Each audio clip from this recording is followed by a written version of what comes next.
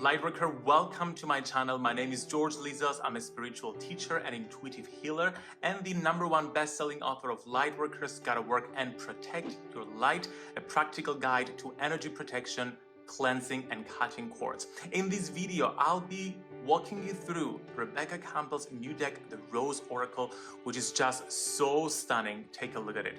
Make sure to like this video and subscribe to my channel for more videos like this. Okay, so let's just, first of all, this deck is gorgeous and it's got the uniqueness of having this special case that can be used as an altarpiece as well, which is very similar to Rebecca's previous deck, the Starseed Oracle. So let me just walk you through essentially how you can use this deck as an altarpiece. So as soon as you open it, you can see that it creates this triangle. And this is something Rebecca that talks about in the booklet as well, is a sacred symbol that symbolizes, among many other things, the connection between heaven and earth. So it creates this geometrical symbolism of balancing and connecting and aligning our spiritual nature with our physical nature. So firstly, you can use it as an altarpiece like that. So when you choose your card of the day, you can just place the card over here as a constant reminder on your altar on a daily basis. Another way you can use this deck is by using the other part of the deck in this way. And when you do, let's say, for example, a 2-card reading, you can place your cards like that. And then you can turn it each way to read the cards. Or if you want to do a 1-card reading, you can just place it like that. Or even like that. So there are instructions in the deck on how to lay the cards, for example, around the deck by using the case in such a practical and beautiful way. I love the creativity behind that because it just gives a purpose for the case. So let's just take a look at the box here because it's got a beautiful image of the rose. The artwork, of course, is by Katie Louise. I love the foil over here. And it's just a very beautiful and feminine deck. Instantly, when you see it, you know it's going to be about connecting with your feminine energy. And it's a 44-card deck and guidebook. Let's read a little bit about what it says. The rose is a symbol of goddess of old, and she holds potent medicine for these times.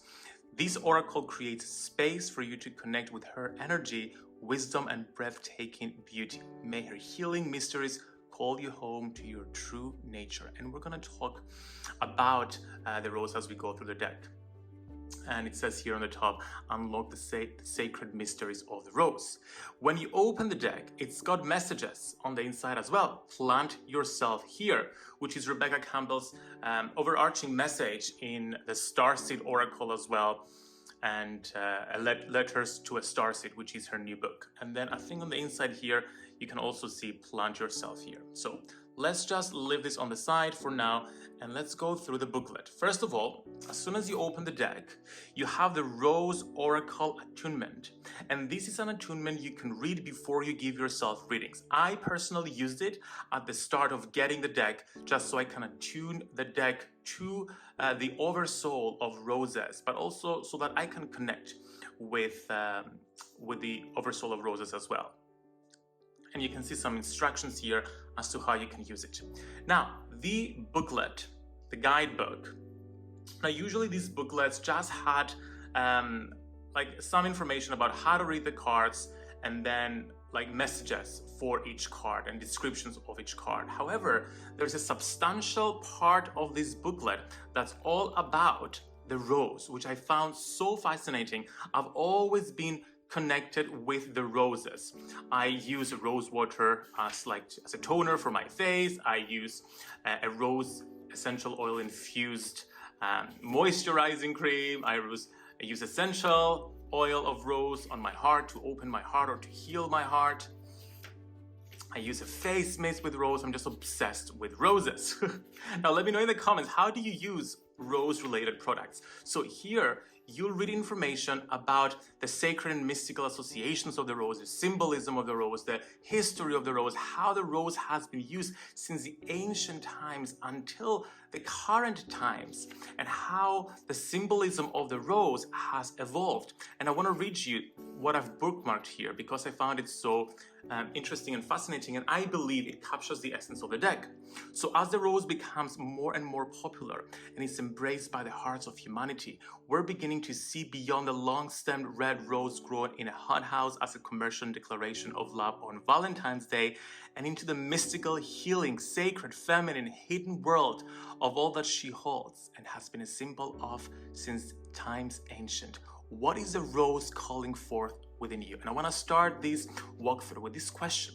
Let me know in the comments, what does the rose symbolize for you? What does it mean to you? What comes to mind? What emotion comes within your body when you look at roses?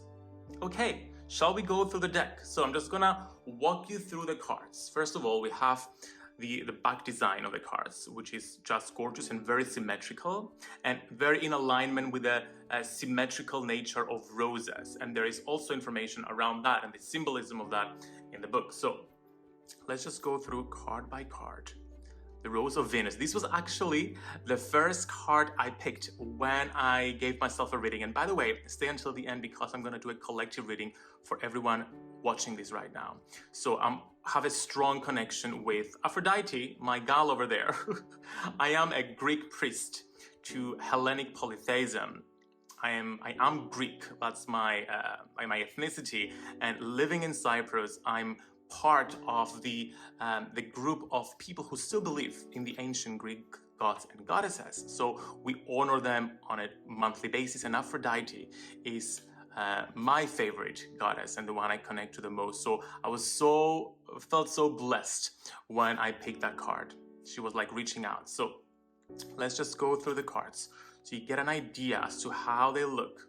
And by the way, when you open the booklet as well, there's a description of the symbolism and the history of each card and the message behind it, but there's also the soul inquiry prompts, which are essentially journaling prompts that you can use, and rose transmissions. And this is just a channeled message from the rose that you can repeat out loud. Temple of the Rose, that is so beautiful. And of course, as you can see, the imagery is multi-layered. So there is so much symbolism here. So you can draw on that symbolism when you're giving yourself or someone else a reading. And another thing I love about this deck is in the booklet, Rebecca explains that something that I believe as well, that oracle cards and all types of divination systems, they're just ways for us to connect with the wisdom within us. So the cards don't hold the power. We hold the power, and the cards are simply a tool through which we can tune into our own wisdom and channel it. It's such an empowering way to see oracle cards rather than be dependent on them. Lineage of the Rose. And the symbolism, the multi-layered symbolism here can help you tune into your intuition like so much more easily because there's just so much to draw from. It's clearly a deck where you can connect to the oversoul, the collective spirit of roses, as Rebecca Campbell calls her in the booklet, Mother Rose. So I want you to think of every single flower as having a collective essence, also known as the oversoul. Now, let me just pause a little bit because this is the Brothers of the Rose. As I told you, it's essentially a deck to connect with the divine feminine, but there's also this card that helps you connect with the sacred masculine. So this is not a deck just for women, it's a deck for everyone to connect with the divine feminine within us. And something that I found with regards to the divine feminine and divine masculine is that they're so interconnected. You cannot embrace the divine feminine without also embracing the divine masculine, and vice versa. There's just two sides of the same coin. The breathing rose, so beautiful. So there are many ways to read these cards. You can read the symbolism, you can read the messages here, you can read the keywords, or you can just go in the booklet to read the information there and do journaling activities, and therefore go deeper with each card or with each reading. Read the soul transmission and deepen your connection with the flowers. And another thing that Rebecca talks about in the guidelines is that before you give yourself a reading, take some time to connect with what I said earlier, the collective oversoul, the spirit of roses, Mother Rose, just so you deepen. Oh, here we are, Mother Rose, you just came in to say hey. It's a deeper way to connect with any deck, but especially with a deck that has to do with flowers, because they are living beings that are here to bring so much wisdom to us. Okay, so how do you like the deck? Let me know in the comments, how did you feel while seeing all these cards? So, are you ready for a collective reading? So I will use the deck in the way it's intended to give you a collective one card reading. So I'm holding the intention of giving a message to everyone who watches the video right now. What do we need to know? This card feels like wanting to come forth. Ooh, the Rose Garden. And here we can see innocence, forgiveness, be gentle with yourself. So I'm just gonna put the card here. I'm gonna bring it closer. Beautiful, right? I love seeing it there. It's such a beautiful way. And actually, you can have this on your altar, and whenever you pull a card, you can just have it next to you to remind you of that every single day. So here's your reading. The easiest way to resolve whatever it is you're going through is to be still and just know that you're being guided. As you look at this rose garden, I want you to visualize and picture that you are the garden, and there are so many roses within you, constantly giving you wisdom and guidance that will allow you to grow stronger from the obstacles that are coming into your life, and also gift you with epiphanies, breakthroughs, and wisdom that will allow you to move forward. So as you spend some time in that stillness, that rose garden flourishes. Now remember, the rose garden is always within you.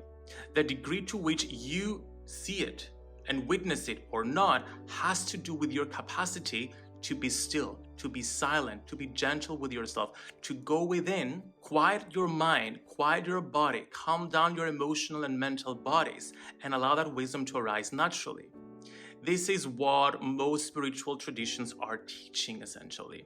That when we go within, when we stop the chatter in our minds, the wisdom and the answers that we seek just naturally come up to the surface, and we realize that all the things that we hate about ourselves, or we judge ourselves from, or all our fears, our limiting beliefs, or our neurosis, it just is not real.